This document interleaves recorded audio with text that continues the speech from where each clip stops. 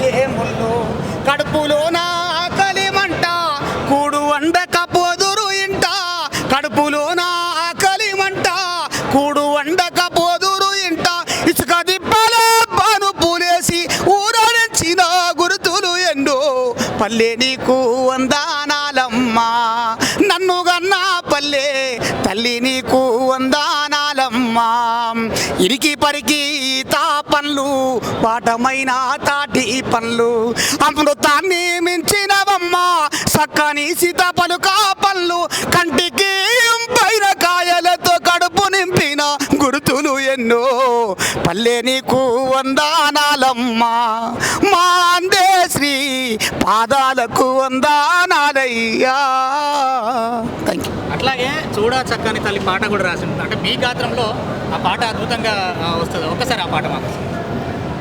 చూడ సక్కాని తల్లి సుక్కల్లో జాబిల్లి నవ్వుల్లో నాగా మల్లి నా పల్లె పాల వెళ్ళి మళ్ళీ జనుమంటూ ఉంటే సూరంబో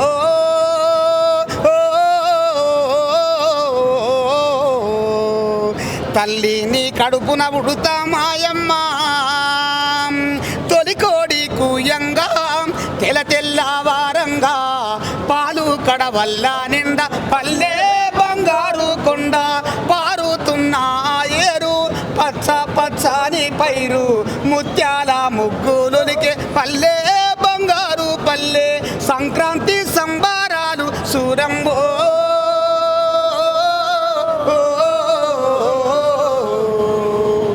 తల్లి నీ కొందానాలే మాయమ్మ కాలికి చెప్పైనావు దండోరా డప్పైనావు పల్లె నా దేవారుంటూ ఊరికే కాపైనావు ఎండవానల్లో నీవే సెలవు సెలకల్లో నువ్వే అయ్యారే మాలన్న అన్ని పనులల్లో మీరే సరిరారు నీకెవరు మాయన్నో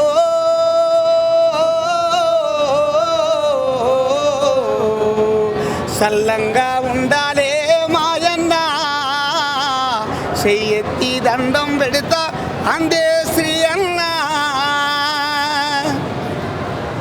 అలాగే తెలంగాణ రాష్ట్రం వచ్చిన తర్వాత ఆయన రాసిన గీతాన్ని రాష్ట్ర గీతంగా చేసినటువంటి పరిస్థితి. సో ఇంకేమైనా ప్రభుత్వానికి ఏమైనా విజ్ఞప్తి చేస్తున్నారు? ఏం లేదు, రాష్ట్ర గీతంగా ఎట్లాగో రాష్ట్ర ప్రభుత్వం పెట్టుకున్నది.